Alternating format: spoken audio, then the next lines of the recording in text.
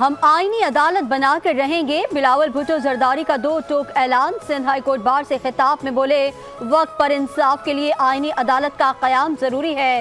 آئینی عدالت میں تمام صوبوں کی نمائندگی ہوگی، وقت آئے گا ہر صوبے کو اپنے چیف جسٹس کے نمائندے کی باری ملے گی۔ آئینی عدالت دیکھے گی کہ کون سا مسئلہ آئینی ہے اور کون سا سیاسی۔ انصاف دلانے والے ادارے نے قائد عوام کا عدالتی قتل کیا، میثاق جمہوریت کے تحت آئینی اصلاحات لائیں گے۔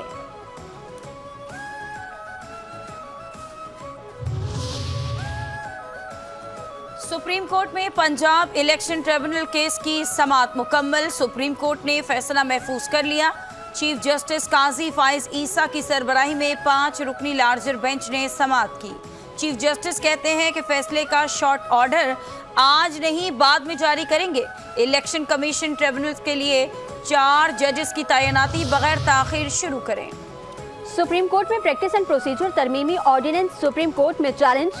چودھری احتشام الحق ایڈوکیٹ نے سپریم کورٹ میں درخواست دائر کر دی، ترمیمی آرڈیننس کو آئین سے متصادم قرار دیا جائے، آرڈیننس کے تحت ہونے والے تمام اقدامات کو کالعدم قرار دیا جائے، درخواست پر فیصلے تک پریکٹس اینڈ پروسیجر ترمیمی آرڈیننس کو معطل کیا جائے۔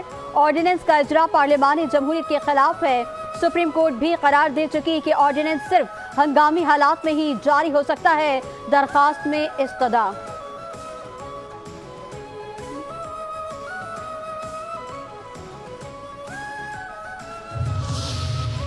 سپریم کورٹ کے مخصوص نشستوں پر فیصلے سے سب واضح ہو گیا۔ بانی پی ٹی آئی نے کہا کہ نیب ترمیم کیس چل رہا تھا، تب بھی کہا ہماری درخواستیں سنے لیکن نہیں سنا گیا۔ یہ عمل الیکشن سے پی ٹی آئی کو باہر رکھنا اور پارٹی کو اڑا دینے کی کوشش تھی۔ اب سب بے نقاب ہو چکا، سارے پردے ہٹ چکے۔ پریکٹس اینڈ پروسیجر ایکٹ سے جمہوری طریقے سے کیس لگنے کی خلاف ورزی کی گئی۔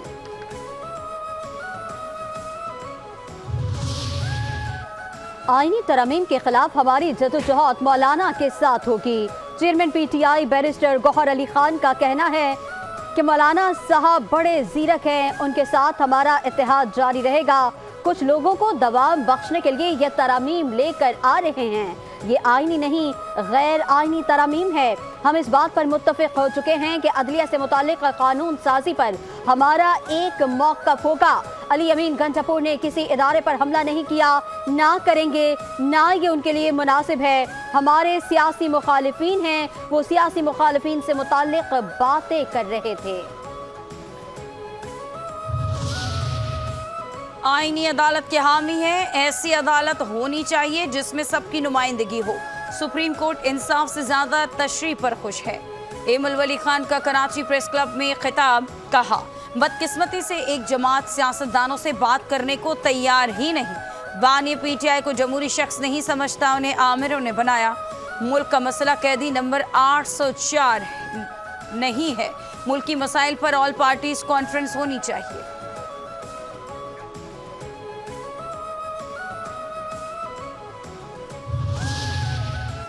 چیف الیکشن کمشنر کے خلاف آرٹیکل 6 کے تحت مقدمہ دائر ہونا چاہیے۔ مشیر اطلاعات خیبر پختونخوا بیرسٹر سیف کہتے ہیں اعلیٰ عدلیہ کے تفصیلی فیصلے کے بعد الیکشن کمیشن فی الفور مخصوص نشستوں کا نوٹیفیکیشن جاری کرے۔ تفصیلی فیصلے کے بعد الیکشن کمیشن کے پاس اگر مگر کا کوئی آپشن باقی نہیں رہتا۔ اعلیٰ عدلیہ نے الیکشن کمیشن کے 1 مارچ کے فیصلے کو آئین سے متصادم قرار دے دیا ہے۔ Army chief general Asim Munir کا جنوبی وزیرستان کے علاقے وانا کا دورہ۔ سیکیورٹی صورتحال، دہشت گردی کے خلاف آپریشنز، ترقیاتی اقدامات پر بریفنگ۔ آرمی چیف کا سیکیورٹی فورسز اور قانون نافذ کرنے والے اداروں کو خراج تحسین۔ آرمی چیف نے خطرات کے مقابلے کی تیاری اور غیر معمولی حوصلے کی تعریف کی۔ آرمی چیف کا دشمن قوتوں اور سہولت کاروں کے مذموم عزائم ناکام بنانے کے عزم کا اعادہ۔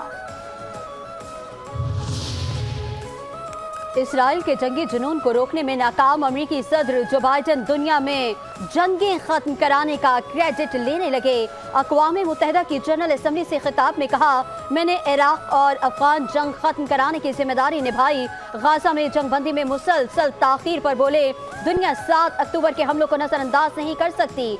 गाजा में शहरी और यरगमाली होलनाक लम्हात से गुजर रहे हैं। गाजा में जंगबंदी और यरगमालियों की घर वापसी के मुआहदे का वक्त आ गया है। तनाज़ा फ़लस्तीन का हल 2 रियासती फॉर्मूले में मुज़म्मिल है। लबनान इसराइली जंग किसी के मुफाद में नहीं।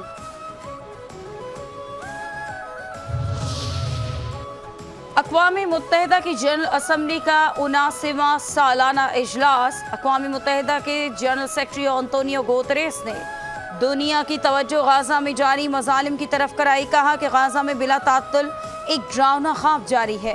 फ़लस्तीनियों के खिलाफ इज्तमाई सज़ा बिला जवाज़ है। कशीदगी और तशद्दुद में इजाफे से अब लबनान भी जंग के दहाने पर है। लबनान को एक और गाजा नहीं बनना चाहिए। आलमी बरादरी गाजा में फौरी जंगबंदी के लिए मुश्तरका इक़दामात उठाए और 2 रियासती हल को कामयाब बनाए।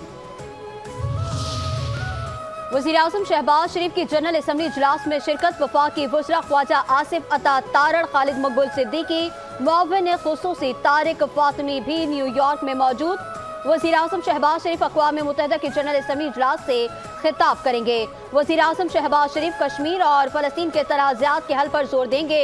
आलमी इक़्तिसादी ताल्लुकात में मसावात, मालियाती ढांचे में इस्लाहात की अहमियत उजागर करेंगे।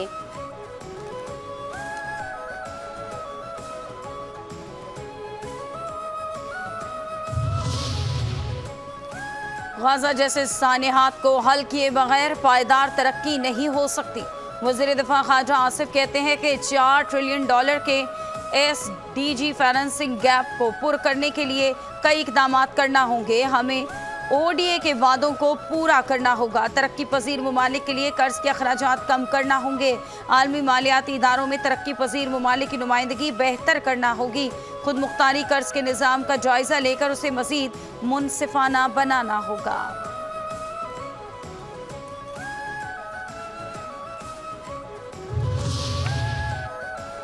वज़ीर-ए-आज़म ने हर फोरम पर फ़लस्तीन का मसला उठाया है। वफाकी वज़ीर इत्तलात अता तारड़ कहते हैं पाकिस्तान की मईशत बेहतरी की तरफ जा रही है। IMF के साथ मामलात हतमी मराहिल में पहुंच चुके हैं। इसराइल फ़लस्तीन में नस्ल कुशी का जिम्मेदार है। पाकिस्तान मशरिक़ वस्ता में अमन का ख्वाह है। फ़लस्तीनी भाइयों के लिए हर मुमकिन मदद फराहम कर रहे हैं।